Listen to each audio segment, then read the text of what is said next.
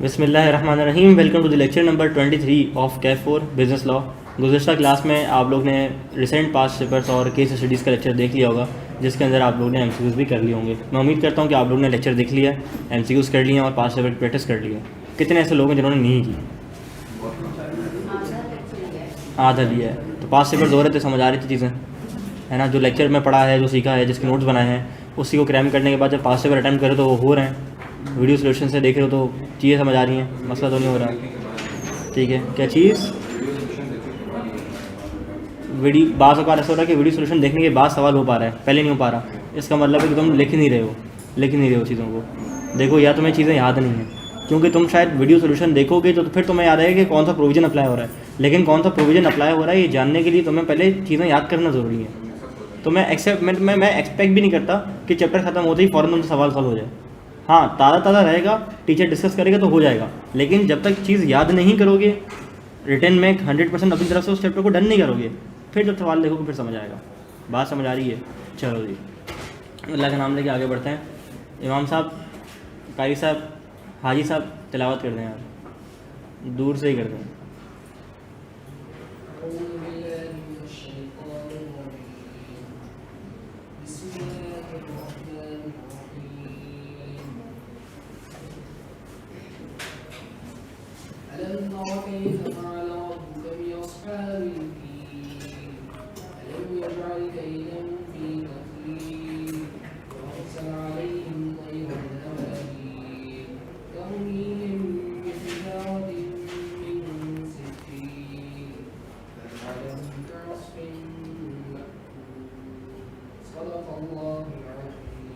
जज़ाकल्लाह भाई, बहुत बहुत शुक्रिया, माशाअल्लाह, सदक़ल्लाहुल अज़ीम। ओके, अब देखो, जो चैप्टर नंबर 7 है ना, ये चैप्टर नंबर 6 की एक्सटेंशन है।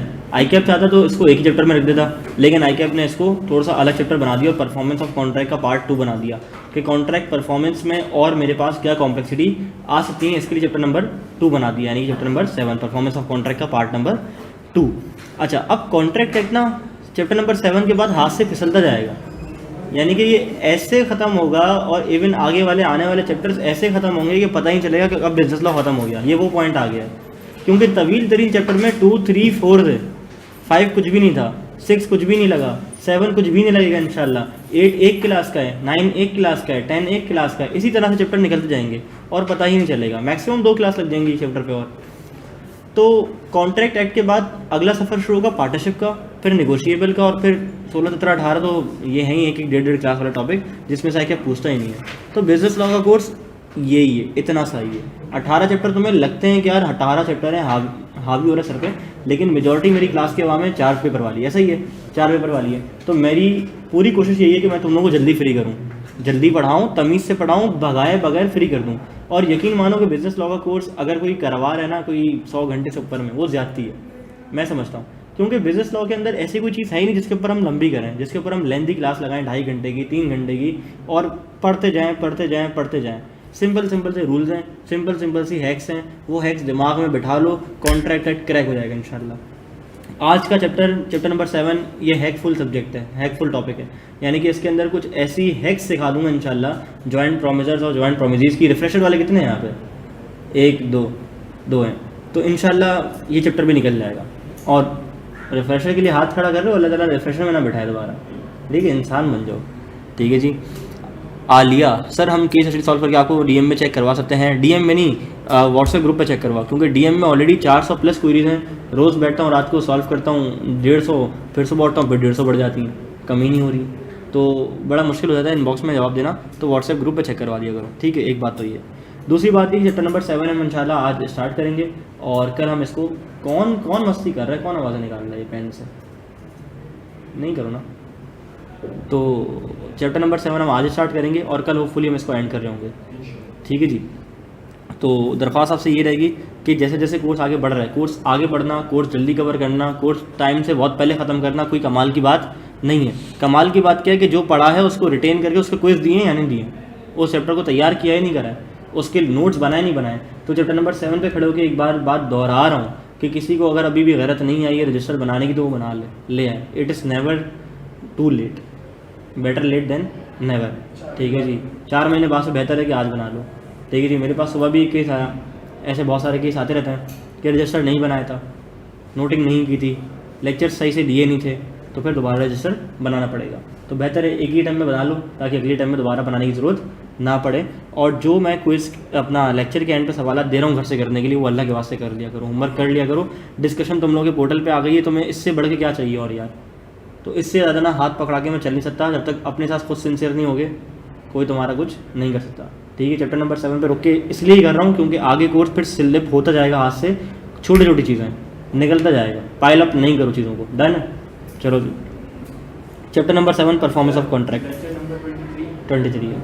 अच्छा, चैप्टर नंबर 7 का आगाज़ होता है परफॉर्मेंस ऑफ कॉन्ट्रैक्ट से, कि कॉन्ट्रैक्ट कौन परफॉर्म कर सकता है। तो यहाँ 3 बात लिखी हुई हैं, कॉमन सेंस है।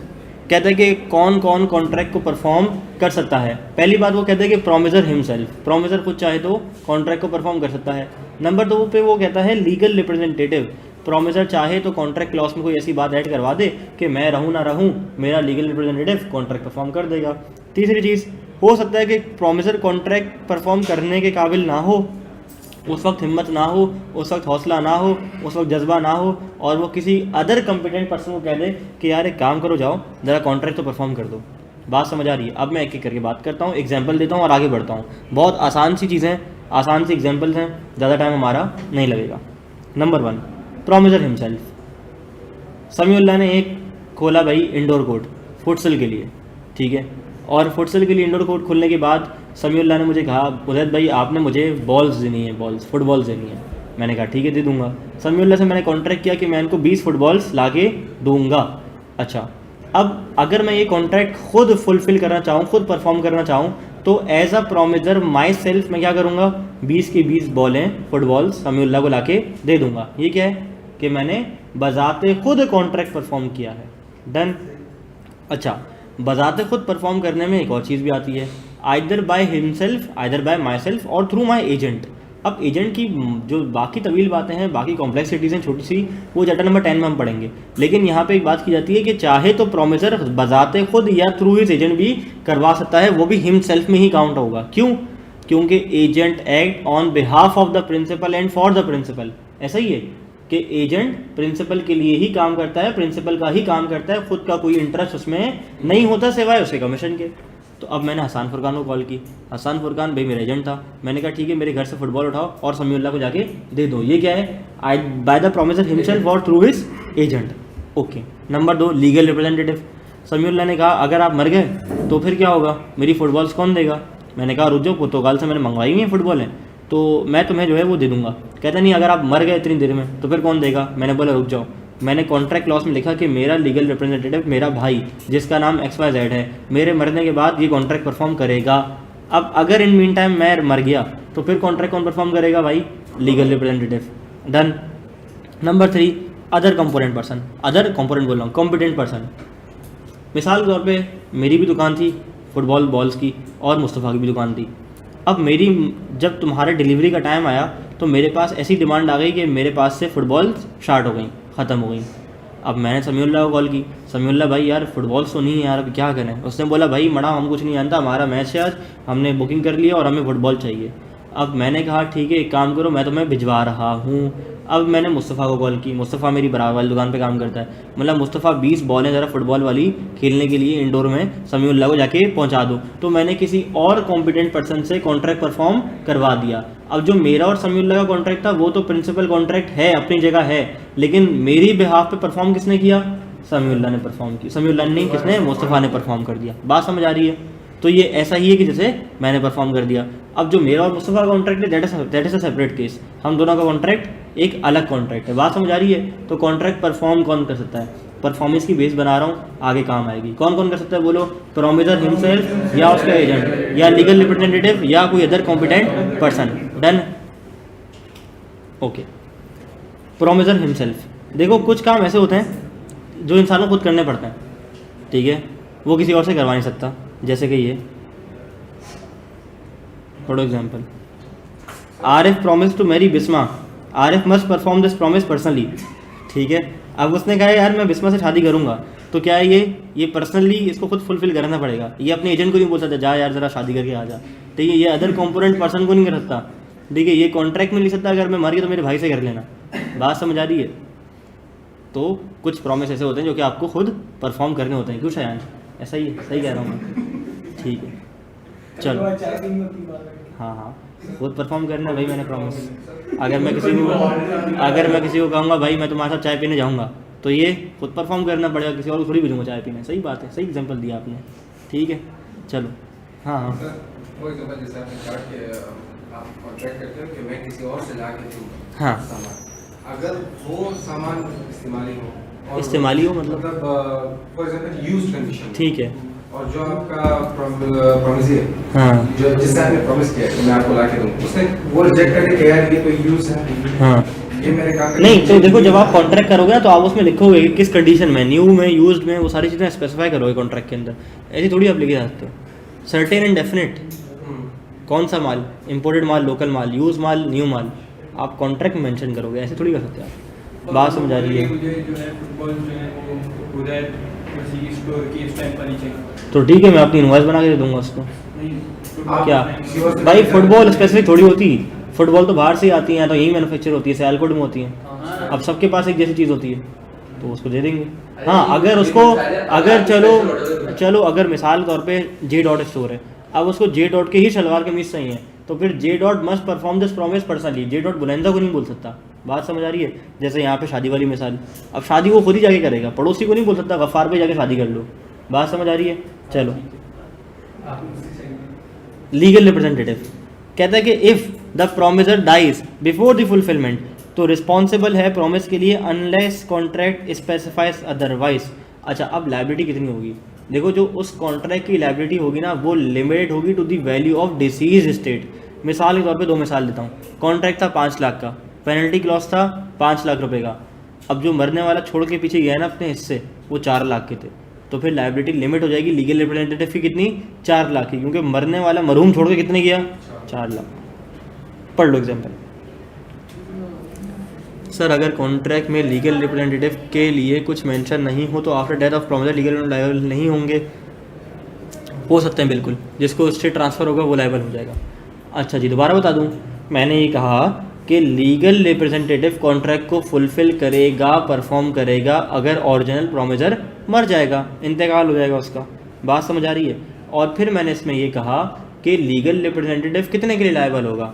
मिसाल के तौर पे मरने वाले चाचा कॉन्ट्रैक्ट करके गए 10 लाख रुपए का, पेनल्टी क्लॉज थी, अगर ब्रीच हो जाएगा तो 10 लाख रुपए की पेनल्टी देनी पड़ेगी। चाचू का इंतकाल हो गया, चाचू के भाई के पास बिजनेस चला गया, चाचू के पास जब बिजनेस गया तो उसमें से नेट एसेट जो थे ना, एसेट माइनस लायबिलिटी, जो कुछ बचा कुचा था वो 8 लाख रुपए का था। अब जो लीगल रिप्रेजेंटेटिव की लायबिलिटी है वो 8 लाख रुपए की है, 10 लाख रुपए की नहीं है। बात समझ आ रही है? The liability will be limited to the value of the deceased state.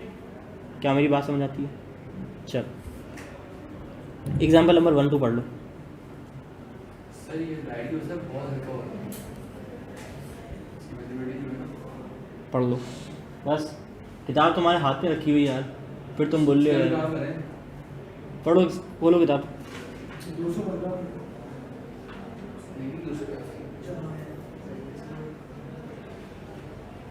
क्या यार, हसान फुरकान,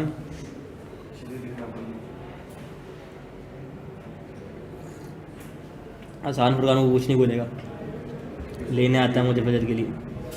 नहीं 5:15 बजे उठाओ ना, 5:15 बजे उठाया, 5:26 पे घर पे था। नहीं जागा था। सुबह बेचारे ने बताई अपनी कारगुजारी, कह रहे बाथरूम में गया, बाहर से अब्बा ने लाइट बंद कर दी बाथरूम की, ये कौन उठ गया आधी रात को। अब्बा को यकीन ही नहीं लड़का निकलेगा बाहर घर से नमाज के लिए। ठीक है, निकल रहा था घर से, अबू ने बोला कहाँ जा रहे हो, मैं नमाज पढ़ने। पापा ने कहा किसके साथ। सही है, सही, अच्छी बात है।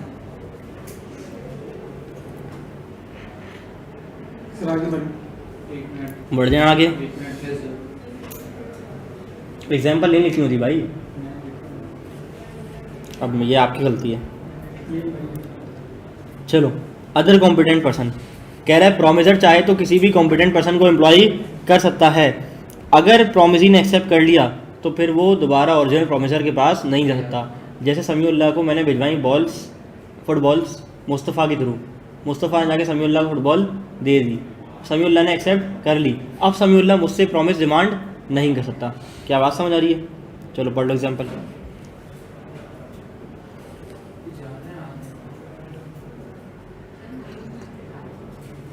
छाती हो माइंड मैप दिखाऊं क्या? ये आप सीख गए ना मेरे नादरा था हुआ सेंटर। गलती करते हैं बेची को देखो सब पियेंगे तो पिलाऊंगा, ना नहीं सब पियेंगे तो बताओ। सर कबाब में नहीं पियेंगे पियेंगे। ये मुफ्त में अच्छा तो बताओ कितने? सर कबाब फरमाइशी प्रोग्राम के लिए जो है ना वो चाय भी कभी डिफेंस वाले नादरा 16 सेंटर लेके जाऊंगा। सही पिला रहे हो। ये चाय पिलाने में क्या रहता है?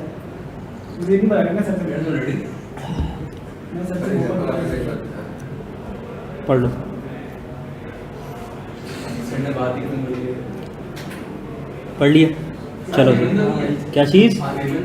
नहीं नहीं मेहमान होता तो तुम लोग को 2 बार बिरयानी के लिए बुलाता। आपको क्या लगता है वो कंफ्यूज होते हैं क्या? कंफ्यूज होते नहीं हैं नहीं देखो मेमन कंजूस नहीं होते ऐसा, लेकिन कुछ हैं मैंने देखे हैं, कुछ मैंने देखे कुछ होते हैं, हैं। कुछ मैंने देखे हैं इवन बहुत ज़्यादा ही। पर वो कुछ किस्में होती हैं मेमनों जो बहुत ज़्यादा यार देखो मैंने नहीं देखो मेमनों में भी है ना, ऐसा नहीं है कि जो एक मखसूस वाली टाइप है यही कंजूस होती है, नहीं कोई भी इंसान कंजूस होता है। और कंजूस होने के लिए इंसान का मेमन होना ज़रूरी नहीं है। कंजूस इंसान दिल से दिमाग से हर जगह से हो सकता है। मिसाल के तौर पे दौराजी मेमन, ठीक है एग्जाम्पल उठाता हूँ मैं। एक दौराजी मेमन को ऐसे भी जानता हूँ जो कि इंतहाई कंजूस, एक को ऐसे जानता हूँ जो कि इकराम करने वाला, सखी और दिल से देने वाला भाई, तोहफे तहफ़ वाला और सवाब की नीयत से इकराम करने वाला इंसान, दोनों दौराजी। तो मेमन होना या दौराजी मेमन होना या कुतियाना या बांटवा होना ये डिसाइड नहीं करता कि आपकी सखावत कितनी है। ये आपकी अपब्रिंगिंग, ये आपकी तालीमात, ये आपकी ख़ुद की जो सलाहियत है उस पर डिपेंड करता है। चाय पिला रहे हैं। चाय पिला रहे हैं। एक तो सर आएगा मेहनत में नहीं होती अपनी तालीमात थी। 1 2 3 4 और कौन है चाय वाला? कोई नहीं है। फैजान 5 और कोई पीछे से ये किया ना शायद 5 अरे शनान सना चाय नहीं नहीं नहीं 5 है। चलो ठीक है करते हैं कुछ। फ्यूचर के बारे में मेरा 300 आधार वो भी उसके लिए तो नाच रही खाना पड़ेगा बाहर निकल के बाहर फैमिली देखी ये वाला माइक ना सिनेमा होता नहीं है, वो रॉड का माइक ऑफ होता है सर वाला। ये ताड़ी लगा देना इसका बंदे फिर मैं दोबारा कनेक्ट करूँ, पागल हूँ मैं। चलो भाई चलो आगे आ जाओ। देखो घड़ी में बज गए 2 बज गया। क्या हो गया भाई? सवालों का टाइम। लेकिन सवालों का टाइम तो तुम्हारा कहाँ होता है भाई? घर पे। चलो लेक्चर नंबर 23 है ना, तो ये होमवर्क हो गया तुम्हारा डन। अच्छा ये एग्जांपल्स ही हैं जो कि आपकी कॉन्सेप्ट बिल्ड करेंगी पीछे वाले चीज़ों की। आ जाओ। सही आज करवा देना क्या चीज़? रिवीजन करवा देना आज एग्जाम्पल है यार, करवा देना क्यों करवा टाइम वेस्ट कर रहे हो तुम मेरा? देखो चाय देगी ऑर्डर करूँगा तो आएगी ना। खड़े ना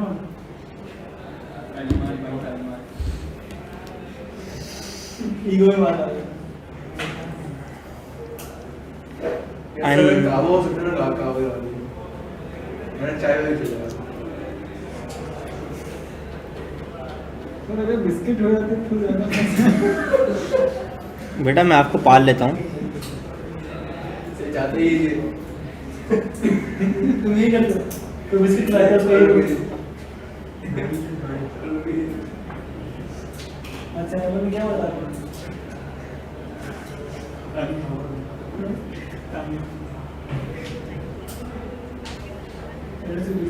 राब्ता मुमकिन नहीं आ रहा भाई।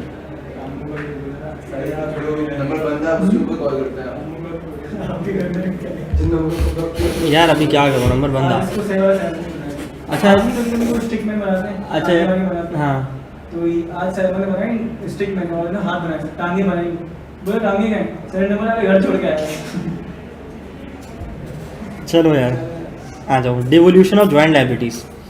अच्छा तुम लोग आगे जाके ना पार्टनरशिप एक्ट पढ़ोगे, और पार्टनरशिप एक्ट में एक कॉन्सेप्ट पढ़ोगे कि partners are jointly and severally liable. यानी कि मिसाल के तौर पे, अच्छा देखो अभी जो जॉइंट लायबिलिटीज का कॉन्सेप्ट शुरू होने जा रहा है ना, ये बहुत अहम कॉन्सेप्ट है और ये केस स्टडी में तुम्हें नचा के रख देगा, तगनी या नाच नचाएगा। तो बेहतर है कि जो आपस में लोग बातें कर रहे हैं वो छोड़ दें और यहाँ देख लें। मैं बहुत आराम से कॉन्सेप्ट बिल्ड करूँगा।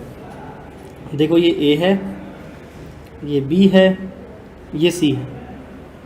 इन तीनों की लेट से एक पार्टनरशिप फर्म है या ये तीनों जॉइंट प्रोमिसर्स हैं। अगर ये तीनों मिलकर कोई कॉन्ट्रैक्ट करेंगे तो ये क्या कहलाएंगे? बोलो भाई, जॉइंट प्रोमिसर्स कहलाएंगे। ये जॉइंट प्रोमिसर्स कहलाए जाएंगे। बात समझ आ रही है? अच्छा, अब लेट से ये अगर इस बंदे से कोई कॉन्ट्रैक्ट करते हैं, ये अगर इस बंदे से कोई कॉन्ट्रैक्ट करते हैं, अब लेट से ये जॉइंट प्रोमिसर जो है ना, वो एक गेमिंग जोन खोलने जा रहे हैं। उस गेमिंग जोन में चाहिए इनको बहुत सारे PS5। अब अगर ये इस बंदे से कॉन्ट्रैक्ट करते हैं कि तुम ज़रा हमें PS5 पहुंचा के दे दो अलॉन्ग विथ TCL के TV और हमारे पास इंस्टॉल करके चले जाओ, तो ये तीनों कौन है? जॉइंट प्रोमिसर्स। ठीक है, लेट से इन तीनों ने अगर जॉइंटली प्रॉमिस किया है, किससे? इससे, मिस्टर एक्स से, मिस्टर एक्स से, कि तुम हमारे गेमिंग जोन में PS5 इंस्टॉल करके जाओ अलॉन्ग विद द TCL का TV। और अगर ये इसको पेमेंट करने में डिफ़ॉल्ट कर जाते हैं तो ये तीनों आपस में एक साथ लायबल हैं टू मिस्टर एक्स। बात समझ आ रही है? ये तीनों जॉइंटली भी लायबल हैं और सेवरली यानी कि इंडिविजुअली भी लायबल होंगे टू मिस्टर एक्स। कैसे? अच्छा, अब इसकी पेमेंट फंस गई मिस्टर एक्स की, PS5 भी लगा दी है, TCL के TV भी लगा लिए, पेमेंट क्लियर नहीं हो रही और पेमेंट देने का इरादा ये रखते ही नहीं है। अब मिस्टर एक्स किस किस को सू कर सकता है? तीनों को कर सकता है। ए को भी कर सकता है, बी को भी कर सकता है, सी को भी कर सकता है। चाहे तो मिस्टर ए की ही मंशा है, ए को करे, बी को ना करे, सी को भी कर दे। चाहे तो सिर्फ ए को करे, बी और सी को छोड़ दे। चाहे तो सी को करे, बी और ए को छोड़ दे। चाहे तो बी को करे, ए और सी को छोड़ दे। ये मिस्टर एक्स की मंशा है, मिस्टर एक्स की चाह है। जिसे चाहे सू करे, जैसे चाहे सू ना करे। तीनों को भी एक साथ सू कर सकता है। यानी कि ये कह रहा है कि partners are jointly and severally liable. ठीक है जी। अच्छा, अब वो कह रहा है कि ज़िंदगी और मौत के सिलसिले में, ज़िंदगी और मौत के सिलसिले में कौन कौन परफॉर्म करेगा प्रॉमिस, कौन बच जाएगा और कौन चला जाएगा, इसके ऊपर हम बात करने जा रहे हैं। ठीक है, कैसे? कहता है कि अगर तीनों पार्टनर्स जिंदा हैं, ए भी जिंदा है, बी भी जिंदा है, सी भी जिंदा है, तो फिर कौन परफॉर्म करेगा? तीनों मिलके करेंगे। क्या मेरी बात समझ आ गई? आसान सा केस था, किसी को इस केस में कोई मसला? डन। अरे रुक जाओ ना, मैंने पढ़ाया वो वाली बात, अभी रुक जाए ना। नहीं, इसी हेडिंग के नीचे लिखा है ऑल प्रोमिसर परफॉर्म। वो गलत हो गया, वो सही करना है मुझे, तो मैं सही कर दूंगा। ठीक है जी। अच्छा, क्या बात चली थी? पॉइंट नंबर 1, अगर क्या बोलो सारे पार्टनर जिंदा हैं तो फिर कौन करेगा परफॉर्म? तीनों पार्टनर्स मिलकर परफॉर्म करेंगे, जॉइंटली परफॉर्म करेंगे। अच्छा, अब केस नंबर 2, ये हो गया हमारा केस नंबर 1।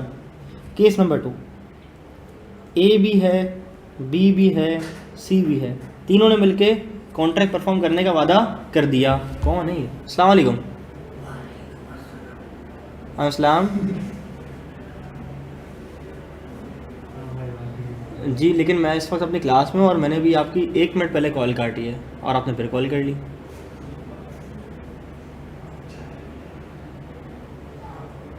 एक्चुअली मैं भी अपनी क्लास में हूँ ना, मसला ये है, मैं पढ़ा रहा हूँ। Thank you. चलो, केस नंबर 2। केस नंबर 1 क्या है कि तीनों पार्टनर्स जिंदा हैं, अलाइव हैं, तो तीनों ने मिलकर परफॉर्म कर लिया।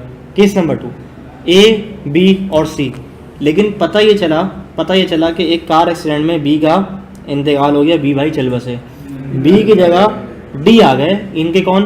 लीगल रिप्रेजेंटेटिव, और उनको पार्टनरशिप में एडमिट कर लिया गया। अब बताओ कौन परफॉर्म करेगा?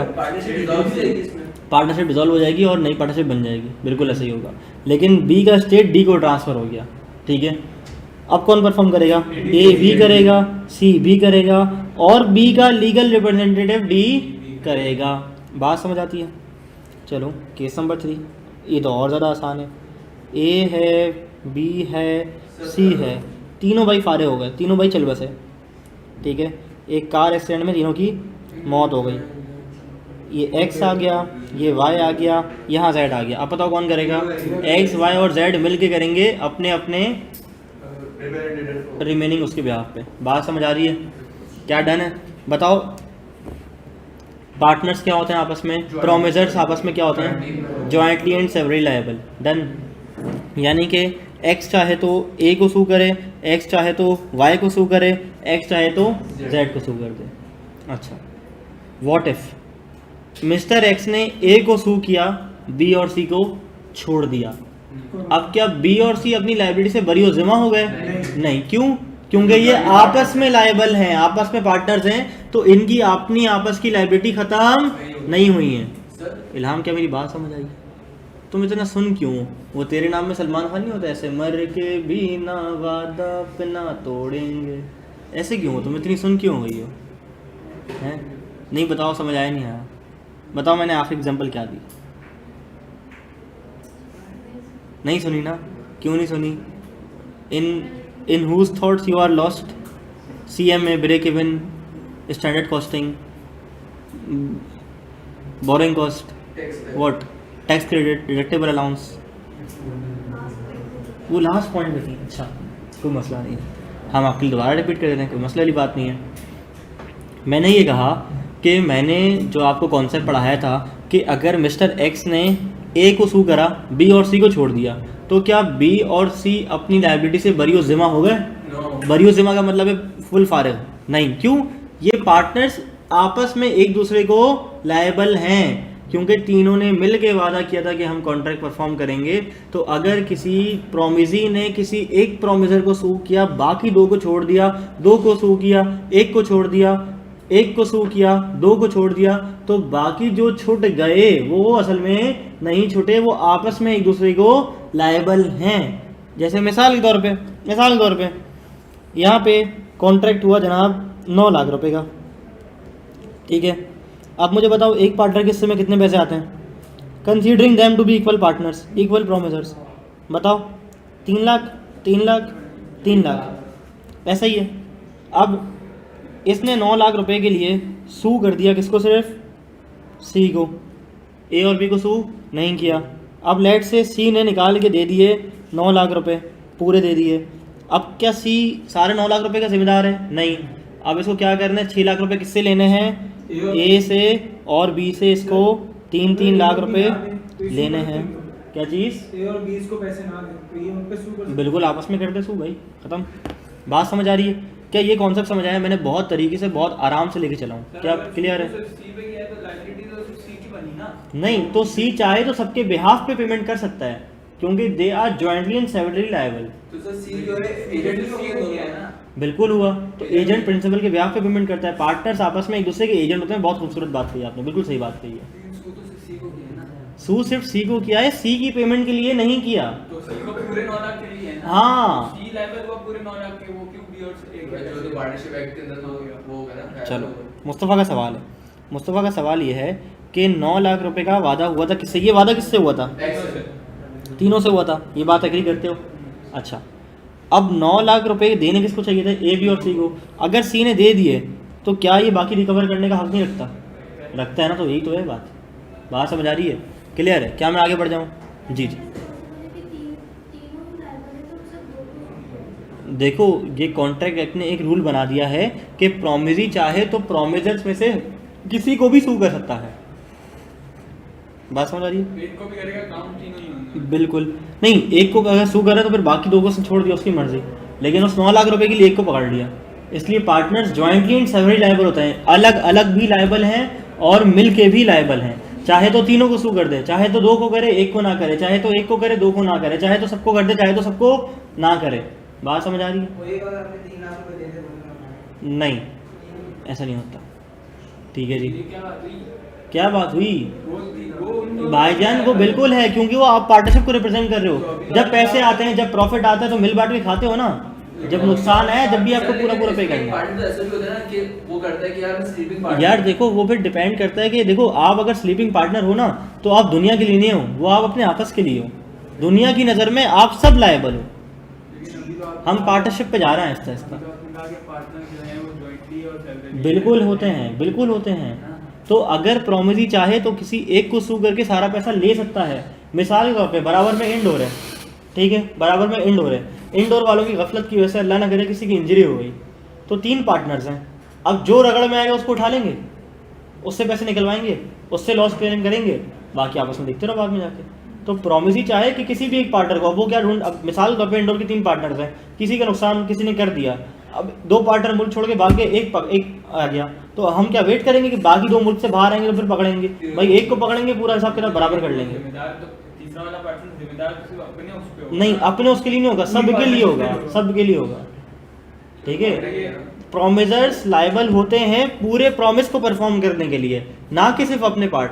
अच्छा, क्या कॉन्ट्रैक्ट करते हुए PS5 और TCL के टीवी देखते हुए इन्होंने ये कहा था कि मैं जो हूँ ए वो सिर्फ अपने 3 लाख के लिए लायबल हूँ, बी जो है वो अपने 3 लाख के लिए लायबल है, सी जो है वो अपने 3 लाख के लिए लायबल है? या इन्होंने कहा था कि we jointly agree to perform the promise to deliver the PS5 and the TCL की टीवी?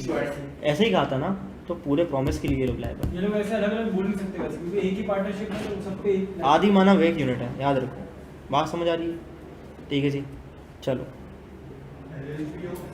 हाँ जी, लिमिटेड लायबिलिटी का कॉन्सेप्ट मैंने डिस्कस करी है, इसलिए मैं कंपनी की तरफ जा ही नहीं रहा। मैं तो बनाई इनको जॉइंट प्रोमिजर से। कंपनी के तो फिर एक अलग कॉन्सेप्ट है ना, फिर कंपनी को तो आप कुछ उखाड़ ही नहीं सकते। बात समझ आ रही है? चलो आ गया। तो अगर वो इक्विटी जो है ये अलग-अलग रेशियोज में बटी हुई हो, इट डजेंट मैटर मेरे भाई, 0 और 100 क्यों ना हो, दोनों लायबल हैं। चलो जी, पढ़ लो एग्जाम्पल। ऑल प्रोमिजर्स परफॉर्म जॉइंटली अगर सारे जिंदा हैं, और अगर एक प्रोमिजर मर जाए तो फिर क्या होगा? उसका रिप्रेजेंटेटिव और बाकी के सारे active partners. Done, active promisor जो भी हैं। अगला, surviving promisors and representative of deceased perform jointly. Surviving promisor यानी कि जो बच गया, और जो मर गया उसका डिसीज बंदे का लीगल रिप्रेजेंटेटिव आएगा, परफॉर्म करेगा। सर फॉर एग्जांपल ABC है, ABC हैं, C मर गया, C मर गया। वो नहीं रिप्रेजेंटेटिव नहीं है। ऐसा हो ही नहीं सकता, उसका एस्टेट किसी को तो जाएगा। अच्छा चलो नहीं है, मान लिया कोई नहीं है, वो दुनिया में अपने अम्मा अब्बा की एक ही औलाद थी, वो दुनिया में अपने अम्मा अब्बा की एक ही औलाद थी, अम्मा अब्बा भी मर गए, दुनिया में ना आगे कोई ना पीछे कोई, और वो मर गया। तो चलो वो पहले वो कॉन्टेक्ट थी कि मैं आपको डोनेट कर रही थी अमाउंट। अच्छा, वो उसका संबंध है, लायबिलिटी माइनस होने के तो बाद तो दोनों लायबिलिटीज हो गई ना, हाँ। क्योंकि वो उसको भी पे अब अगर एक बंदा लेट से, ऐसी एग्जाम्पल आसान कर लो ना, वो अगर बैंक करप्ट हो जाता है, ठीक है, या अगर वो इंसॉल्वेंट हो जाता है और वो दे ही नहीं सकता, तो फिर उसके पार्ट के पैसे बाकी 2 को देने पड़ेंगे। सही, पर वो उसका जो रेशियो होगा वो डिवाइड होगा। बिल्कुल ऐसे ही। अब एग्जाम्पल आएगी आगे। चलो पढ़ ली एग्जाम्पल। क्या मैं आगे बढ़ जाऊँ? Yes sir. सर अगर ऐसा हो कि वो पार्टनर ये लिखे कि ना मेरे मरने के बाद मेरा बेटा जिम्मेदार होगा, मतलब मेरी पार्टनरशिप का, हाँ, तो बेटा 5 साल का है, उसका मेजरमेंट तो फिर क्या सीन हो जाएगा? फिर वही आएगा कि minor can be admitted to the benefits of partnership but not और लायबिलिटी। हाँ, बट इट्स नॉट लायबल। वो 18 साल का हो जाएगा तो फिर उससे बोला जाएगा भाई पार्टनर बनना चाहते हो? अगर बनना चाहते हो तो फिर माजी की सारी लायबिलिटीज उसके हिस्से में आएंगी। सर, उसको पेमेंट करनी वो थोड़ी रुकेगा उसके 18 साल में। हाँ, तो बस फिर यही है ना, उसको किसी ने अडॉप्ट कर लिया, माइनर को किसी ने अडॉप्ट कर लिया, गार्डियन आ गया, ठीक है, तो फिर गार्डियन के ऊपर तो लायबिलिटी हो गई ना। नहीं होगी ना, क्यों? गार्डियन एंटर करता है ऑन बिहाफ ऑफ माइनर, तो उसके बेनिफिट्स के लिए कर सकता है। टेनिस कोच वाली एग्जांपल याद करो, निकालो जरा चैप्टर, समझ आ जाएगी। डन है? सही। चलो पढ़ो एग्जांपल। डन है? चलो जी, जॉइंट एंड सेवरल लायबिलिटी आ जाओ, जिसके ऊपर हम इतनी देर से बहस कर रहे हैं। पढ़ो। When 2 or more persons makes a joint promise, जब 2 या 2 से ज़्यादा लोग जॉइंट प्रॉमिस करते हैं, प्रोमिजी चाहे तो 1 और मोर जॉइंट प्रोमिजर से पूरी पेमेंट निकलवा सकता है। डन। एग्जाम्पल पढ़ लो। इतनी बहस हो गई, इस पर बात ही नहीं करेंगे हम, हो गया। तो कॉन्ट्रैरी क्या होता है? क्या कॉन्ट्रैरी के इसके बरक्स, अनलेस के कॉन्ट्रैरी इंटेंशन हो। ठीक है सर। डन है भाई? सब ग्रीन सिग्नल देना, फिर मैं आगे बढ़ूँ। किसी ने कॉपी करना तो कर लो। चाहेगा तो पूछो। यार मैंने कॉल की, उसने कॉल नंबर नहीं लग रहा उसका। लग जाएगा मेरे ख्याल आगे नंबर, नहीं लगेगा। हमको ब्लॉग मारना क्या करें यार, इसको थोड़ा सा उर्दू में बताया, क्या चीज़ इसको थोड़ा सा उर्दू में। उर्दू में? मैंने इतनी देर से मतलब कोई पश्तो में बताया था, फ़ारसी में बताया था। मैंने ये वाली एग्जांपल मेरे भाई शायान भाई प्यारे भाई इतनी चिल्ला चिल्ला के दी है कि ए ने, ये वही तो है, ए ने बी ने सी ने मिलकर प्रॉमिस किया, तो एक्स चाहे तो ए को भी कर सकता है, बी को ना करे, सी को ना करे। अंग्रेज़ी पढ़ो ना, अब पढ़ो अंग्रेज़ी, अब पढ़ो। Joint and several liability, when 2 or more persons make a joint promise, जब A B C 2 or more persons हैं, इन्होंने जॉइंट प्रॉमिस किया, तो प्रॉमिसी यानी कि mister x can compel any one, चाहे तो ए चाहे तो बी चाहे तो सी, और मोर प्रोमिसर्स चाहे तो ए बी चाहे तो ए सी चाहे तो B C, to fulfil the whole promise. मैं कंपेल वर्ड से दो डन, चलो छाप लो। लीगल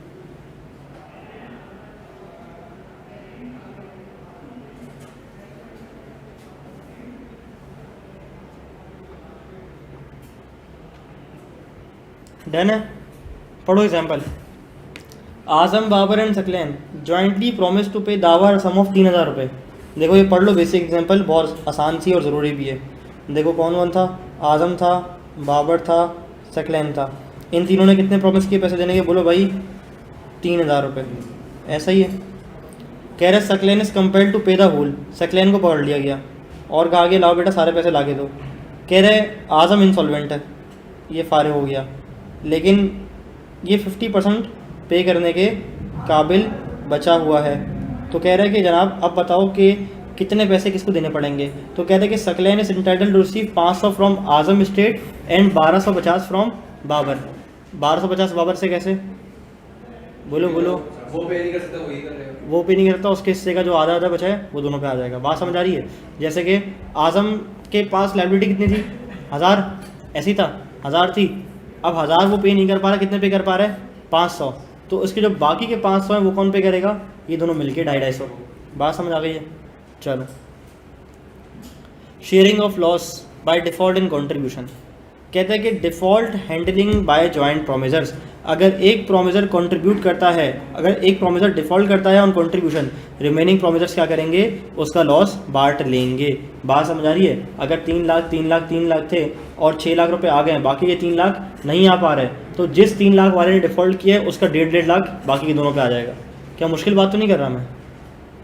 बात समझ आई है मेरी? आसान भी नहीं करते हैं। दोबारा रिपीट कर दूँ? दोबारा रिपीट कर दूँ? नहीं समझ आई?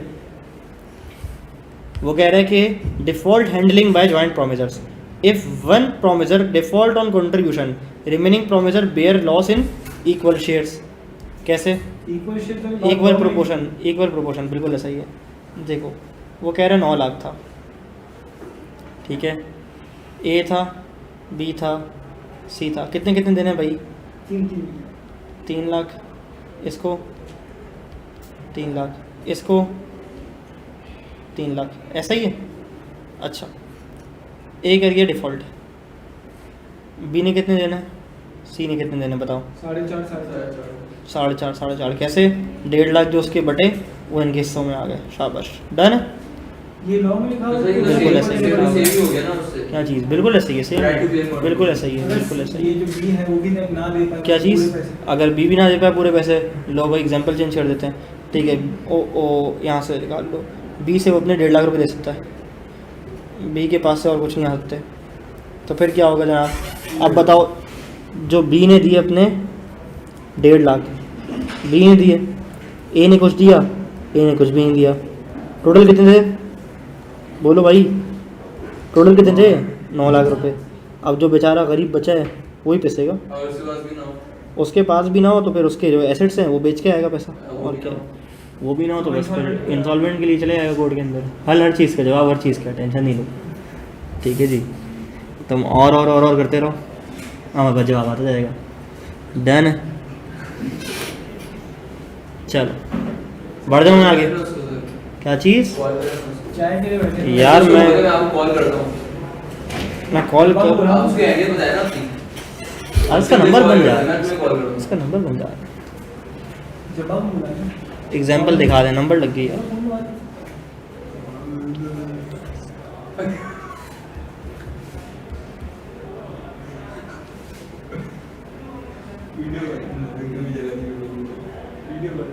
अस्सलाम वालेकुम। अस्सलाम वालेकुम। अलका सलोर कट यो कावा। हाँ ओके, और कमरे में जहाँ क्लास हो रही है, रूम 1। हाँ रूम 1, ओके ओके।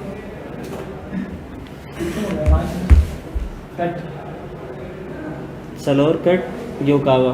चलो मतलब 3 घंटे 4 पुश्तो। मुझे एक दिन बुलाया था तो ज़माना खुश आया। सर लेकिन सब ज़्यादा खुदा क्या तुमने बोला, क्या जमाता? खुदा ही खुश आया। जमाता खुदा ही खुशाया। खुशाल क्या चीज़? मैं प्रैक्टिस कर रहा हूँ, किसी को बोलना पड़ सकता है? चाय वाले को नहीं नहीं, चाय वाला कर दो। बोलना पड़ सकता है ना। देखो क्या चीज़? हाँ तो किसी को बोलना पड़ सकता है भाई, जमाता खुश आया। शादी जो है हाँ किसी को बोल सकते हो। किसी को बोल सकता सही हूँ। बात। सही बात। कभी कभी चाय अगर मैंने क्या तो मैं बोलूँ यार। चलो बच्चे बहुत वो हैं। बच्चे बिगाड़ यार। देखो मैं किसी को बोलूँगा ना तो वो अपने एम्बेड में रहते हुए बोलूँगा, मिशन इम्पॉसिबल नहीं करूँगा। चलो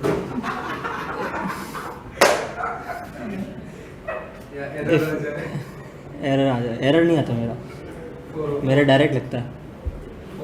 इजाब और कबूल दोनों होता है। आ जाओ। Effect of release of one joint promisor. मस्ती कर रहे हैं वैसे, देखो अभी सुनेगा कुछ। मैंने कुछ बोला ही नहीं, मैंने क्या बोला, काउंसलिंग जो भी काउंसलिंग नहीं करते। चलो, effect of release of one joint promisors. यार पानी पीना भी। चलो सही है। आपको कोई पानी पिलाने वाला आएगा नहीं सर। ऐसा ही है यार, लाओ यार। मुझे बुला पानी। तुम पीछे से लो, तो पी ले। ये जरा पढ़ लो।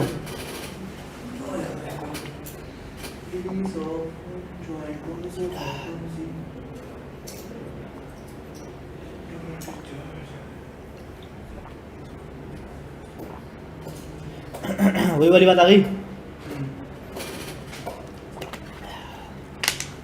सर ये इस तरह पढ़ना ज़्यादा आसान है। कैसे? ऐसे में ये ज़्यादा आसान है पढ़ना। हर किसी की अपनी वो है। अगले टाइम से इंशाल्लाह ये माइंड मैप्स बुक किताब में लगा दूंगा तो और आसानी हो जाएगी। किताब मोटी हो जाएगी बहुत। तुम्हें पढ़ना ही तो है बस। नहीं सीरियस बात कर रहा हूँ, बच्चे मोटी तो मैं वही तो कह रहा हूँ, तुम्हें तो पढ़ना ही तो है बस, और क्या है। तुम्हें कौन सा जो है वो रोज़ ऐसे सही करते हैं। ऐसे सही रहता है। ऐसे सही मार भी करते हैं ना उनका। दाढ़ी मुझे तो नहीं बनाई ना अभी किसी ने। क्या दाढ़ी मुझे तो नहीं बनाई ना किताब पे। नहीं ये सब ले। अबे मुझे जो है ना वो बहुत सारी चीज़ें बहुत बड़ी उम्र में आके पता चली। क्लास नंबर 7 तक, क्लास 7 क्लास तक मुझे ये नहीं पता था कि सर जो है ना, सर वो एक लक़ब होता है। ठीक है, मैं सर को सर समझता था। ठीक है, और SIR मतलब ये कोई लक़ब है सर। तो 7 क्लास में उर्दू में इसने पढ़ाया कि सर सैयद अहमद खान का लक़ब क्या है। तो बच्चों ने बोला सर। अब मैं परेशान नहीं, सर कौन सा लक़ब होता है। तो पता चला कि सर जो है ना वो SIR वाला सर है। नहीं आपकी और सर की रस्ते में छोड़ दिए ना, अच्छी बात है। आपकी कोई गलती मुझे पूरी कर रहा है। अच्छा, सर आपने तो शादी है नहीं सादगी क्या सादगी क्यों इख्तियार की? बाल ही बड़े आपके इसमें तो बहुत नहीं। दाढ़ी बड़ी दाढ़ी भी हुई है, बड़ी हुई, कटवाई नहीं उसके बाद से। सादगी क्यों इख्तियार की? क्योंकि मैं चाहता हूँ कि सादगी को प्रमोट किया जाए, और ये सादगी बहुत कम सादगी थी। मैं इंशाल्लाह दूसरी वाली में और ज़्यादा सादगी इंशाल्लाह। क्या चीज़? नहीं क्यों दूँगा वहाँ पर यार मैं। क्या चीज़? पहली बार तो रो रही हूँ। नहीं क्यों हूँ? हाँ तीसरी नहीं, देखो सादगी से मुराद ये है कि मतलब अगर सादगी तुम लोगों को, मुझे नहीं पता कि तुम्हारी डेफिनेशन क्या है, लेकिन मेरी सादगी की डेफिनेशन में कुछ चीज़ें थी जो मैं बता देता हूँ ताकि तुम लोगों के भी काम है। भाई सीधी बात है, कर सकते हो। अनकरीब 2 साल 3 साल या इवन 4 साल तुम लोगों को भी टाइम आ जाएगा। ठीक है, सादगी की डेफिनेशन में मेरी एक चीज़ ये थी कि जिस से आपका निकाह हो रहा है, जिससे शादी हो रही है ना, उसके ख़ानदान पे कोई बोझ ना डाला जाए। ठीक है। जैसे कि अगर किसी लड़की के अम्मा अब्बा तुम्हें लड़की दे रहे हैं ना निकाह में, तो वो सबसे बड़ी चीज़ है। इससे बढ़ के कोई डिमांड करना जो है ना वो इंतहाई घटिया अलामत है। तो खुद दे यार, वो तो देते हैं, लेकिन आप लेने वाले नहीं बनो ना। आप मना कर दो, सीधी सीधा मना कर दो। जो दे रहे हैं ले लेना चुपचाप, बोलना नहीं सही दे पेमेंट करना होता है। ये तो वही हो गया। नहीं, हमें से तो हमें किसी चीज़ की ज़रूरत नहीं है, लेकिन जो आप अपनी खुशी से देना चाहें, हमें ठीक है। क्या है? ऑटो में जाके बच्चों वाला। ये वही वाला हिसाब किताब है। लेकिन खैर सीरियस बात ये कि शादी की डेफिनेशन में पहला पॉइंट मेरा ये था कि सामने वाली काउंटर पार्टी पे जो है वो कोई बोझ ना डाले। तो इवन ये मैंने कह दी थी कि बारात नहीं चाहिए, कैंसिल, बिल्कुल भी नहीं, ज़ीरो। और आप मुझे मज़े से रुख्सत दे दो, लेकिन वो समझ नहीं आई, तो हमने घर से जाके ले ली। घर से अंदर भी मैंने कहा यार अब जब कम से कम 25, 30, 35 लोग जा रहे हैं तब खाना भी होगा। मतलब खाना भी नहीं चाहिए, खाना मैं अपने घर पे करूँगा। तो मैंने अपनी कॉस्ट पे ही अपने रुखसती वाले दिन अपने खाना अपने घर पे किया था। सर आ गए थे, अब्दुल्ला था, फिर अब्दुल्ला रात के 12 बजे आया हुआ था, ठीक है। वो सबसे आखिरी मेहमान अब्दुल्ला ही था। तो बैच चल रहा था, बैच थे नहीं ना मेरे बैच में उसको। तो ये था। तीसरी शादी की डेफिनेशन में एक डेफिनेशन ये थी कि जो जहेज़ के नाम की लानत हम रिसीव करते हैं शादी के अंदर और ज़िंदगी का आगाज़ उससे करते हैं, तो उससे बचा जाए। तो उसमें शादी की डेफिनेशन में तीसरा पॉइंट ये था कि वो ना लिया जाए किसी भी फॉर्म में, किसी कपड़े की फॉर्म में, किसी जूते चप्पल की फॉर्म में, या किसी फर्नीचर की फॉर्म में कुछ ना लिया जाए। तो कोई ड्रेस भी नहीं, कुछ भी नहीं, सब कुछ खुद से। तो अगर ये करने की थोड़ी सी तप्पड़ है तो फिर you can go for the सादगी थिंग, ठीक है जी। तो 3 चीज़ें तो ये हो गई। वलीमा भी मेरा सादगी से नहीं हुआ जो मैं करना चाहता था, क्योंकि डेफिनेटली आखिरी बेटा हूँ, उसकी शादी, फिर 600 लोग, और मेरी शादी में एक अलग रियूनियन था, यानी कि उसमें हाँ वो अच्छा होना चाहिए, बिल्कुल ऐसा ही है। मतलब ये है कि करना चाहिए, बिल्कुल मैंने किया, लेकिन एक बहुत बड़े स्केल पे हुआ था। नहीं, अल्लाह का शुक्र है। तो मैं बताऊँ कि मेरे अपने ही बहुत सारे जब डिसीजन होते हैं ना, तो आपके स्टेक होल्डर्स ही बैठते हैं, तो मैंने बहुत सारे स्टेक होल्डर्स को कटा के रखा था इस चीज़ में कि जो मुझे सही लगेगा वो करूँगा। सर साथ मेरे साथ गए हॉल की बुकिंग के लिए, और हमने सेपरेशन करवानी थी ताकि पर्दे का इंतज़ाम हो। अब सब कुछ कर लिया, बेपर्दे की, तो फिर फ़ायदा नहीं है कोई, ठीक है। क्योंकि जो मुझे पता है कि जो मेरी जनरेशन के दोस्त हैं या सारे लोग हैं, वो तो पर्दे का ख्याल नहीं करेंगे, वो तो हर जगह नज़र दौड़ाएंगे। तो आपकी फैमिली के लोग हैं, सब कुछ हैं, आपके घर वाले हैं, आपके रिश्तेदार हैं, पर्दा करवा दिया, ठीक है। ये फिर वो अम्मी और बहन के चक्कर में ज़्यादा नहीं। हाँ, वो भी नहीं था अल्हम्दुलिल्लाह, कोई भी नहीं आया। फिर दूसरी चीज़ ये कि जितने उस्ताद आए यहाँ से, तो सर अहमद थे, सर आकाश थे, और अब्दुल्ला भी था, उसमें तो टीचर नहीं था। इसके अलावा इंडस्ट्री में से बराबर से IQ से ओवैस कासमानी भाई थे, और सर नासिर अब्बास लाहौर से आए थे। जब मैंने कार्ड भी फ़ौरन फ्लाइट कराई और मुझे बोला भाई लो आ रहा हूँ मैं, ठीक है। आतिफ अब्दी साहब ने आना था, लेकिन उनके एंड टाइम पे फैमिली इमरजेंसी, उनकी मेल आई यार ये इमरजेंसी हो गई है, वरना मैंने कन्फर्म ना आना था, ठीक है जी। तो बहुत ज़्यादा लोग आए थे, सऊद तारिक साहब थे, ठीक है जी, और भी कुछ असातिज़ा कराम थे, तो सब आए हुए थे। नहीं, तारिक साहब नहीं आता। तो ये सीन था, और इंशाल्लाह ये है कि सादगी को थोड़ा सा बेंचमार्क बनाया तो बरकरार भी रखेंगे अगली मरतबा, और मज़ीद सादगी इख्तियार करेंगे। नहीं, उसके बाद अगर मैं ज़िंदा बचा तो फिर देखते हैं, लेकिन फ़िलहाल तो ये है कि उसके लिए 2 प्रोडक्ट्स लगवाएंगे। सर मैं आपको बोलूँगा मेरी शादी मानी भाई। हाँ डन है, ठीक है जी। एक ही करूँगा ना, क्या एक ही करूँगा। सर बताइए मुझे, एक करेगा धूमधाम से और 3 करेगा झोपड़ी के अंदर। जुगी के आइडिया देता बोलते 3 घंटा झोपड़ी के अंदर, और ना बच्चे पैदा करना 14-15, और वेट करना 17-18 साल, बच्चे बोला जाते हैं मजदूरी पे और पैसे खाना पड़ेगा। सर ये बेचारा 20,000 रुपये कमाते हैं यार, क्या लोग हैं सर अहमद से बोलना पे बैक पीरियड निकाल के देते हैं इस चीज़ का, ठीक है। समीउल्लाह क्या समझाओ, तुम उनको समझाते नहीं हो, ये तो बताता है, ये तो बता रहा तुम बता रहे हो। ये होता है। हम लोग तुम्हारी तरह नहीं हैं, हम लोग के साथ चल शराफत चलो आओ। क्या जो झोपड़ी में है तो उनकी तो शराफत नहीं होती, ये क्या बात है यार तो तुम अभी झोपड़ी दिखा क्यों रहे हो? अच्छा यार आ ये जाओ। शादी निकाल रहा है। फयान भाई पढ़ लो यार, पढ़ लो झोपड़ी दिखाने क्यों? पढ़ लो भाई, पढ़ लो, मस्ती नहीं। पता है? अच्छा यार मस्ती नहीं करो, ठीक है। सर को आईडी दे दो। नहीं, मैं अल्हम्दुलिल्लाह घर में रखूँगा, टेंशन नहीं लो। ऐसे यार मैं भी करता। एक ही इसमें आ रहा। अभी मैं तुम्हें इसका जवाब क्लास के बाद दूंगा। हाँ ये रिकॉर्डिंग ठीक है। माइक बंद करने की कोशिश। नहीं माइक बंद हो नहीं सकता और रिकॉर्डिंग कभी नहीं होता, वरना मैं इसका सही से जवाब देता। जबरदस्त। ठीक है जी, वाले साहब से पूछना इसका जवाब। चलो अच्छा जी, अब यहाँ बताओ ब्रेक ले रहे हैं या ब्रेक हो गया बातों में?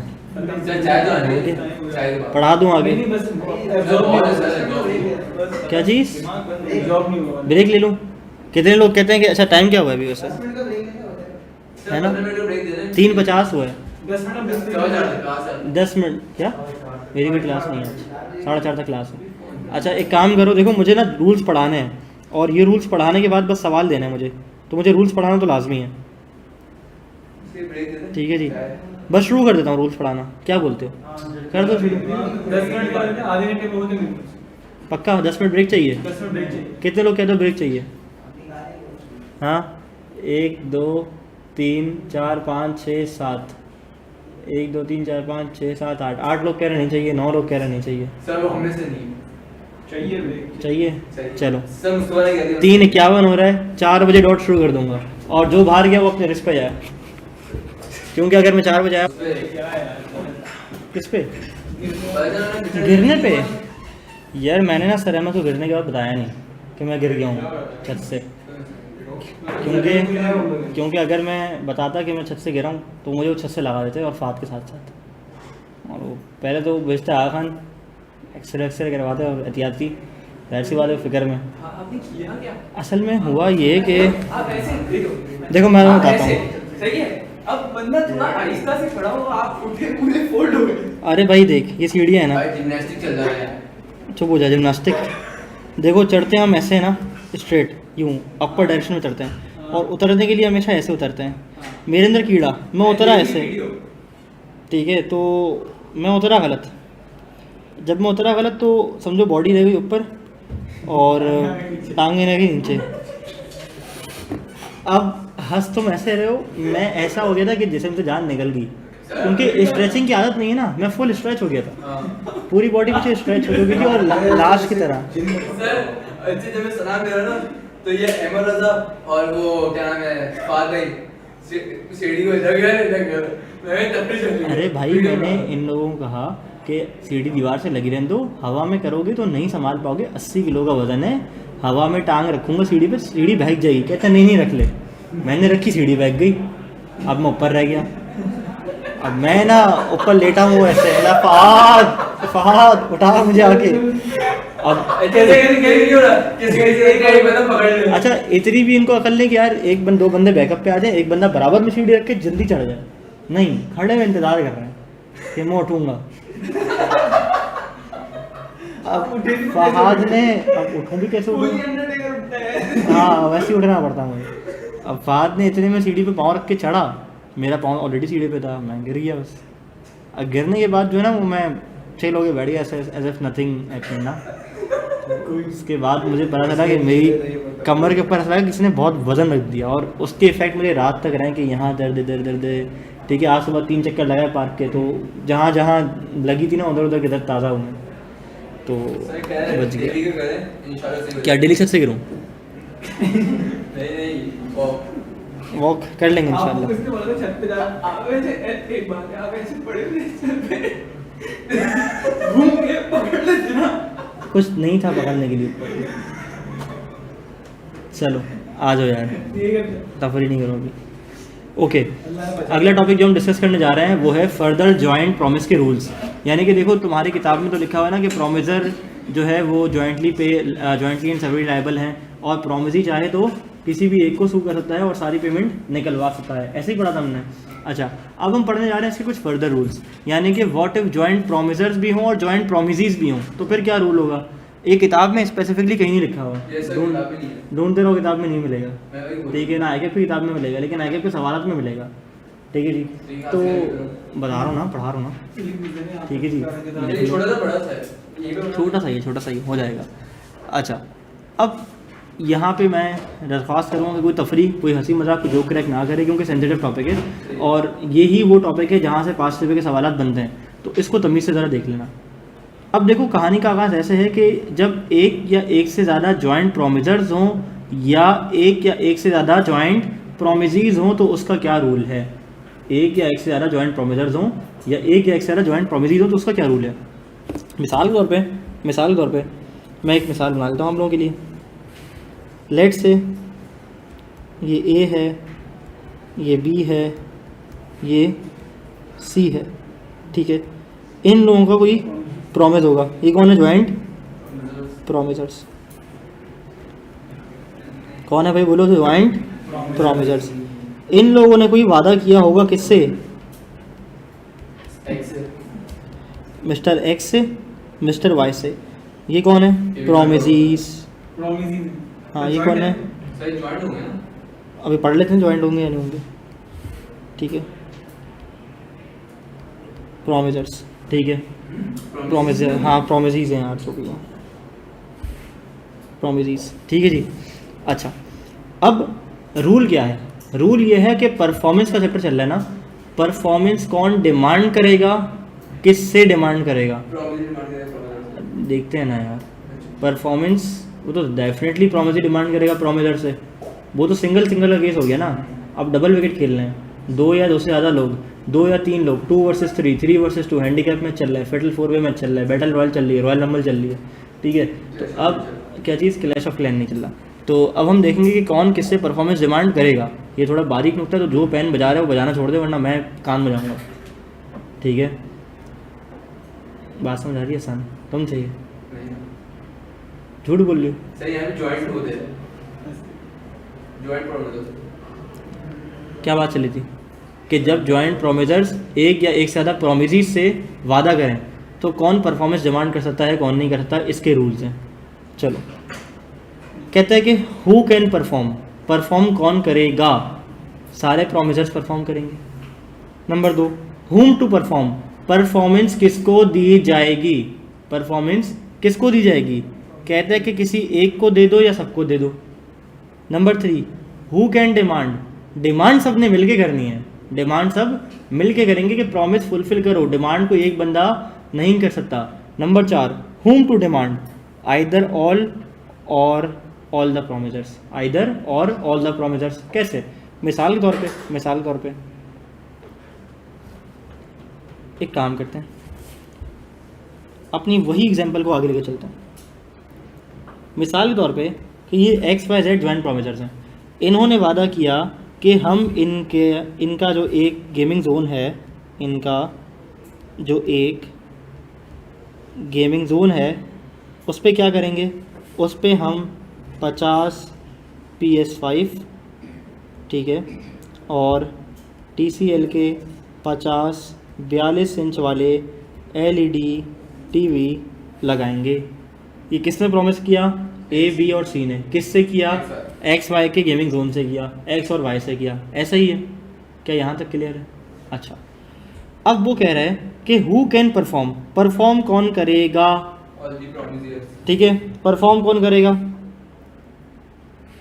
हु कैन परफॉर्म, कौन करेगा, ऑल, यानी कि ए भी करेगा, बी भी करेगा, सी भी करेगा। क्या मेरी बात समझ आती है, परफॉर्म कौन करेगा, ए भी करेगा, बी भी करेगा, सी भी करेगा, तीनों ने मिलके परफॉर्म करना है।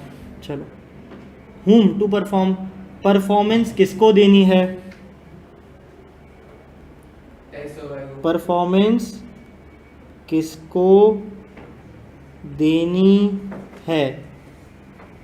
अब परफॉर्मेंस आप किसी को भी दे सकते हो, यानी कि मिसाल के तौर पे इसको ऐसे समझो कि जब ये गेमिंग जोन में PC डिलीवर करने जा रहे हैं, PS5 डिलीवर करने जा रहे हैं, तो हो सकता है एक पार्टनर बैठा हो, एक पार्टनर ना बैठा हो।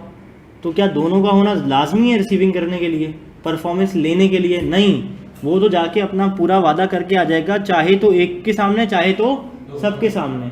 बात समझ आ रही है? तो A को भी कर सकता, X को भी कर सकता है, ठीक है, Y को भी कर सकता है, और X एंड Y दोनों को कर सकता है। बात समझ आ रही है? बोलो, पहला पॉइंट क्या था, हु कैन परफॉर्म, कौन परफॉर्म करेगा, सारे के सारे करेंगे, यानी A भी करेगा परफॉर्म, B भी करेगा परफॉर्म, C भी परफॉर्म करेगा। ऐसा ही है, हुम टू परफॉर्म, परफॉर्मेंस किसको देनी है, किसी को भी दे दो। गेमिंग जोन जाके किसी को भी डिलीवर कर दो, ऐसे गेमिंग जोन वाली एग्जांपल ले आना, किसी को भी डिलीवर कर दो, जो बैठा होगा उसको डिलीवर कर दो, यानी कि आइदर एक को या फिर सबको। डन। तीसरी चीज, who can demand, who can demand,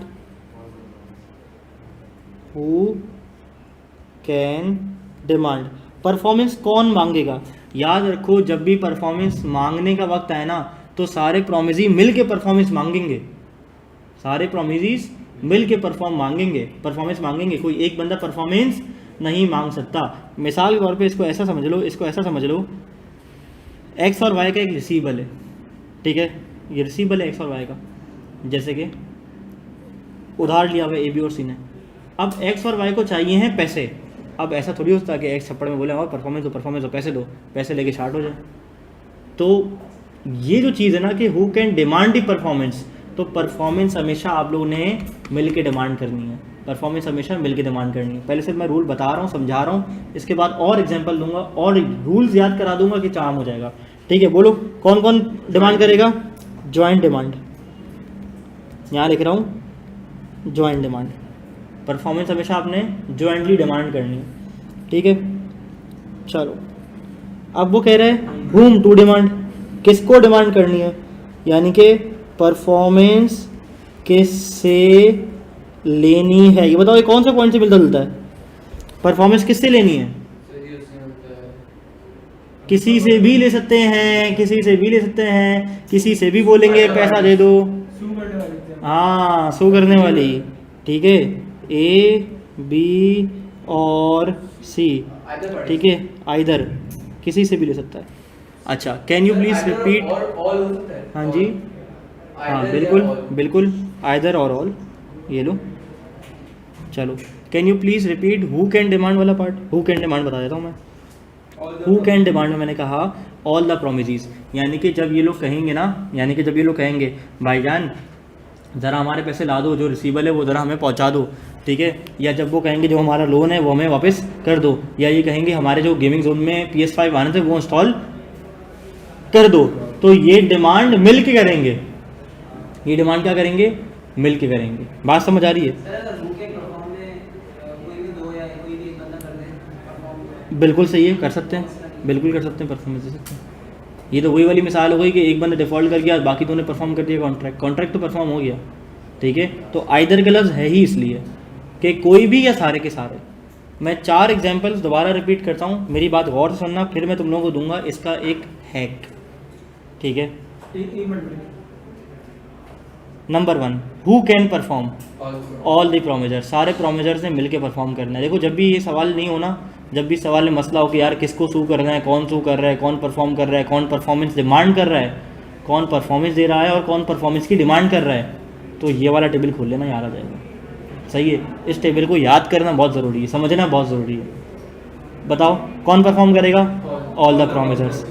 किसको परफॉर्मेंस दी जाएगी, किसी को भी जाके डिलीवर कर दो, किसी को भी जाके डिलीवर कर दो। हु कैन डिमांड, जब मांगोगे साथ मांगोगे, ठीक है। हुम टू डिमांड, किसी से भी मांग लो, डन। दो पॉइंट्स मिलते जुलते हैं। कौन कौन से, एक हु कैन परफॉर्म और हु कैन डिमांड। अच्छा, हु कैन परफॉर्म और हु कैन डिमांड, बिल्कुल ऐसा ही है। वो तो एक जैसे ही हैं, और बीच वाले 2 एक जैसे ही हैं, बिल्कुल सही बोला। चलो, गोल्डन रूल टू रिमेंबर। अब मेरी बात सुनो, अब मैं इससे भी ज़्यादा अहम बात करने जा रहा हूँ। मैंने कहा कि subject can not be separated but object can be separated. Subject separate नहीं हो सकता जबकि ऑब्जेक्ट सेपरेट हो सकता है। कैसे, सब्जेक्ट कौन है, मैंने कहा the one who does the action can not be separated, यानी कि जो डिलीवरी कर रहा है उन दोनों ने क्या करना है भाई, जॉइंटली डिलीवरी करनी है। प्रोमिसर्स सेपरेट नहीं हो सकते, उन्होंने मिल के काम करना है। ठीक है, the one who does the action. अब ये एक्शन करने वालों में तो प्रॉमिस डिमांड करना भी हो सकता है। ठीक है, कि लाओ भाई माल लाओ, तो जो एक्शन कर रहा है, चाहे वो माल डिलीवर करने वाला हो, चाहे वो TCL के टीवी के साथ रिमोट डिलीवर करने वाला हो, वो सेपरेट नहीं हो सकते। चाहे वो ये डिमांड करने वाला हो कि भाईजान PS5 पहुंचा दो, भाईजान ज़रा लोन के पैसे तो वापस कर दो। तो जब भी आपने एक्शन करना है, डिमांड करनी है या इवन सप्लाई करना है, एक्शन करने वाला सेपरेट नहीं हो सकता। बात समझ आ रही है। कह रहे object can be separated, the one receiving the benefit can be separated. जो बेनिफिट रिसीव कर रहे हैं इनको आप तोड़ सकते हो। कैसे, जब आप परफॉर्मेंस दे रहे हो तो किसी को भी दे दो, बेनिफिट जिसको मिल रहा है उसको आप सेपरेट कर सकते हो। दे कैन एक्ट जॉइंटली और इंडिविजुअली। बात समझ आ रही है। यानी कि जो आपका फर्स्ट मूव है ना, फर्स्ट मूव आप अकेले नहीं ले सकते, और आसान कर दिया। फर्स्ट मूव कैसे? भाईजान पैसा पहुंचा दो, भाईजान PS5 पहुंचा दो। ये जो फर्स्ट मूव मैं कर रहा हूँ, परफॉर्मेंस डिमांड करना, ये दोनों ने मिलकर डिमांड करनी है। अब चाहे वो फर्स्ट मूव परफॉर्मेंस देना ही क्यों ना हो, हम आ रहे हैं, टेंडर ऑफर ऑफ परफॉर्मेंस, हम आ रहे हैं, क्या आप दुकान पे हैं, ये जॉइंटली कर रहे हैं। बात समझ आ रही है? और जो रिसीव कर रहा है PS5, जो रिसीव कर रहा है लोन पेबल की अमाउंट मेरी, वो कोई भी हो सकता है। बात समझ आ रही है? तो subject can not be separated, object can be separated. Object कौन है? The one who is receiving the benefit. इससे आसान करके नहीं समझा सकता। चलो एक काम करो, ये पढ़ लो एग्जाम्पल्स तुम लोगों के लिए। इसको भी समझाने के लिए ना मैंने और आसान कर दिया। Number 1, who can perform. कह रहा है रूल क्या है कि ऑल द प्रोमिसर्स मस्ट परफॉर्म। कह रहे ए और बी ने जॉइंटली प्रॉमिस किया टू डिलीवर 10 चेयर टू सी। अब ए और बी क्या करेंगे? जॉइंटली परफॉर्म करेंगे। सारा समझ आ रही है मेरी बात है? ठीक है, नहीं मुश्किल लग रही है? आ रही है, गुड। ए और बी क्या करेंगे? मिल के परफॉर्म करेंगे। हुम टू परफॉर्म, परफॉर्मेंस किसको देनी है? किसी को भी दे दो। देखो क्या लिखा हुआ है, कह रहा है either or all the promisees can be chosen to receive the performance. आप चाहो तो परफॉर्मेंस किसी को भी दे दो। ए ने प्रॉमिस किया कि 1000 दूंगा बी और सी को, अब चाहे बी को दे दे चाहे सी को दे दे। लेकिन अगर यही परफॉर्मेंस डिमांड करने वाली बात होती कि 1000 रुपये तो दे दो, तो वो दोनों मिल के करते डिमांड। बात समझ आ रही? चलो, who can demand? All the promisees have the right to demand the performance if A promises to deliver car to B and C, both B and C can demand the delivery together। ये दोनों मिलके ही बोलेंगे भाई पहुंचाओ, गाड़ी पहुंचाओ, PS5 पहुंचाओ, TCL की TV पहुंचाओ। Demand हमेशा मिलके करनी है।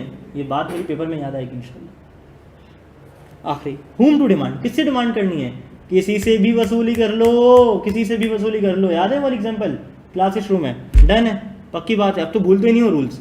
ये रूल्स अगर नहीं भूलते तो पास फिगर का कोई भी सवाल सॉल्व कर सकते हो इंशाल्लाह। हाँ, मैं कह रहा हूँ कि जैसे एक दो बंदों की पार्टनरशिप है, दो बंदों की पार्टनरशिप है, कुछ चीज़ ऑर्डर कर दे, ऑर्डर कर दे। जब बंदों की पार्टनरशिप है, मैंने हाँ। इससे ऑर्डर कर दी कि भाई 50 PS5 पहुंचा दो। हाँ। अब हमारी पार्टनरशिप डिसॉल्व हो गई, तो क्या ये कॉन्ट्रैक्ट जो किया है वो कैंसिल हो जाएगा? अच्छा, अब इसका जवाब हमें इंशाल्लाह पार्टनरशिप एक्ट में मिलेगा कि जिस वक्त इन्होंने कॉन्ट्रैक्ट किया था उस वक्त पार्टनरशिप फॉर्म थी, तो फिर ये उस डेट तक के लायबल होंगे जिस वक्त ये दोनों पार्टनर्स थे। ठीक है, इवन इसमें ऐसा भी केस आ सकता है कि ए बी और सी पार्टनर्स है, सी ने रिज़ाइन कर दिया, सी ने रिज़ाइन करके पब्लिक नोटिस दे दिया, और सी के रिज़ाइन करने के बाद पार्टनरशिप फर्म ने उसी इनके नाम से ऑर्डर कर दिया। तो जब सी ने रिज़ाइन कर दिया उसके बाद से सी लायबल नहीं है। तो जब से पार्टनरशिप टूट गई उसके बाद से उन दोनों में से कोई भी लायबल नहीं होगा। डन है? चलो आप एग्जाम्पल पढ़ लो। अब तो कर लोगे यार ये। Mister A, mister B and mister C decided to, अब तो देखो यहाँ 3 पार्टीज आ गई। Mister A, mister B, mister C decided to supply gaming chairs to mister D and mister E for their inauguration of gaming zone. कौन supply करेगा? 20 तीनों। ठीक है, ए बी और सी। ठीक है, ये टू परफॉर्म। ठीक है, और किसको देंगे? किसको? किसी को किसको देंगे बोलो? या ई या दोनों किसी को भी या दोनों को। डन। अच्छा, who will demand for these gaming chairs? D and दोनों मिल के डिमांड करेंगे। डिमांड। सर आपकी उर्दू की राइटिंग बहुत गंदी है, पता है मुझे। डन। नहीं अच्छी है। ये तो मैंने तेज़ ऐसी लिखा है। सर एमएस अच्छी है। अरे मैंने गंदी लिखी है, मैंने तो आसान आसान लिखाऊँ। ये लो, ऐसी मेरी राइटिंग। दोनों बे नुक्ता नहीं लग रहा। खैर, सर्टिफिकेट क्या हो जाएगा? मिल के। सही है, मिल गया या मैंने? अरे यार मेरा पेन नहीं चल रहा, पता नहीं क्यों। बेटा ये मलना नहीं है, तुम समझ रहे हो, ये मिलना है। डन है, पक्की बात है। चलो अच्छा, अभी तक यही सवाल है तब पर बस एग्जाम्पल वाला। चलो फिर सवाल नंबर 2, 3, 4, 5 कर लो, हो गया टाइम। घर से कर लो। टाइम पूरा हो गया, कल में पढ़ के मर जाओ। एमन कहती बेस्ट समझ आ गया सर, माशाल्लाह बेहतरीन। एमन आपकी पहली अटैम्प्ट है दूसरी अटैम्प्ट है?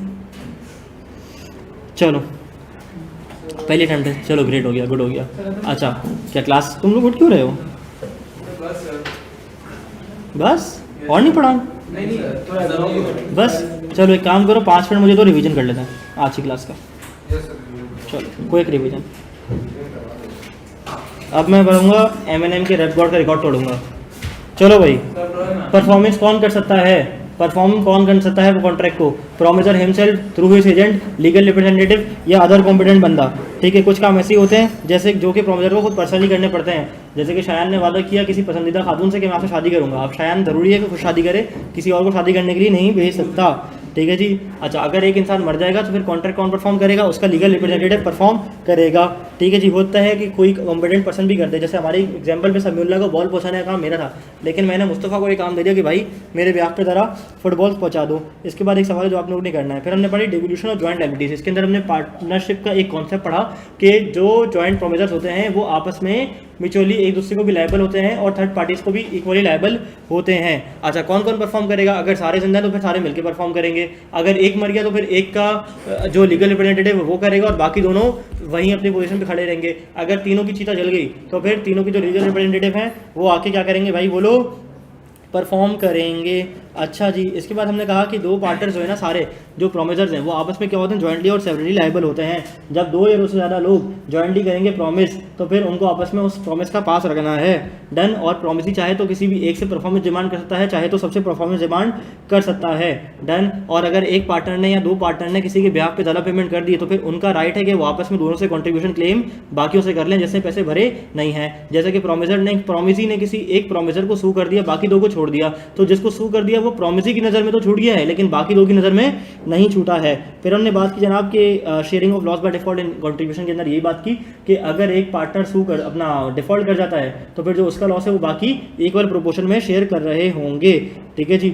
अच्छा, फिर इसके अंदर हमने फर्दर रूल्स के अंदर बात की कि कौन परफॉर्म करेगा? सारे मिलकर परफॉर्म करेंगे। किसको परफॉर्मेंस दी जाएगी? किसी एक को भी या दोनों को परफॉर्मेंस दे दो। कौन डिमांड करेगा? डिमांड हमेशा मिलकर करनी है। और किससे डिमांड करनी है? किसी से भी डिमांड कर सकते हो। यानी कि एक्शन करने वाला, फर्स्ट मूव लेने वाला सेपरेट नहीं हो सकता, या लेकिन जो पार्टी बेनिफिट ले रही है, जो पार्टी बेनिफिट रिसीव कर ली है वो सेपरेट हो सकती है। इसके बाद फिर मैंने आपको दिए हैं सवाल करने के लिए। सवाल नंबर 2, 3, 4 और 5 आपका होमवर्क है लेक्चर नंबर 23 का। ठीक है जी। होमवर्क आपने लाजमी करके आना है। अगर आप होमवर्क करोगे तो आपके पास होने के चांसेस बढ़ सकते हैं। Other than that you can not expect to pass. Done. सवाल नंबर 2 से कहाँ तक है बोलो? सवाल नंबर 5 तक है। देखो ये भी एग्जाम्पल्स हैं यार, सारी एग्जाम्पल्स तो बस आप लोग पढ़ लो, रीड कर लो, बाकी 500 के सवाल ड्राफ्ट करो, सॉल्व करो और ये आपके पोर्टल पे आ रहे हैं इंशाल्लाह। कल की क्लास में मुलाकात होती है। कल की क्लास में होपफुली हम इस चैप्टर को एंड करने की तरफ जाएंगे। अपना बहुत सारा ख्याल रखिएगा, दवाइयाँ हिला हिला के वक्त पे लेते रहेगा। इंशाल्लाह अगली क्लास में मुलाकात होती है। अस्सलाम वालेकुम वरहमतुल्लाह।